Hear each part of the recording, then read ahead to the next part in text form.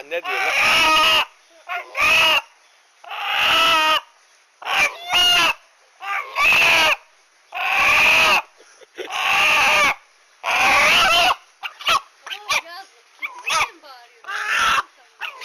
Baba kesmeyek bunu.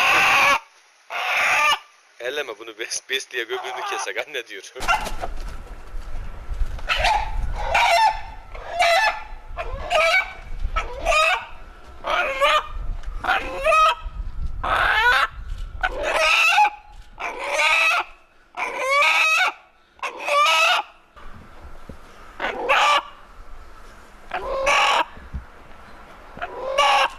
Kümeste 2 tane horoz vardı. Bir horoz, kümeste 2 horoz olmaz dedik. Hadi birini keselim dedik çocuklar yesin diye.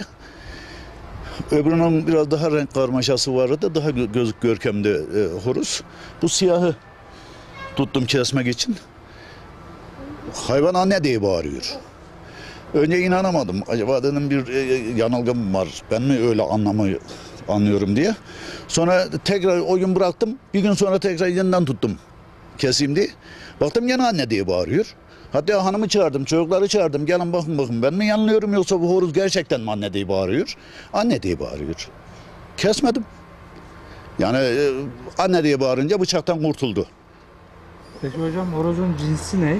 Vallahi horozun bunun aslında bu kendi evde yetişme.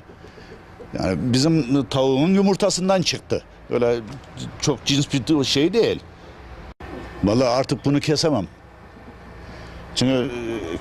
Çünkü nasıl keseyim ben her eleme bıçağı aldığımda bu anne diye bağırırsa yani Eceliyle ölecek yani. Artık eceliyle ölecek. Ev halkı nasıl karşıladı peki? Herkes hayret etti. Herkes kesilmesine karşı çıktı. Tabii genel bir oy birliğiyle kesilmesine vazgeçtik.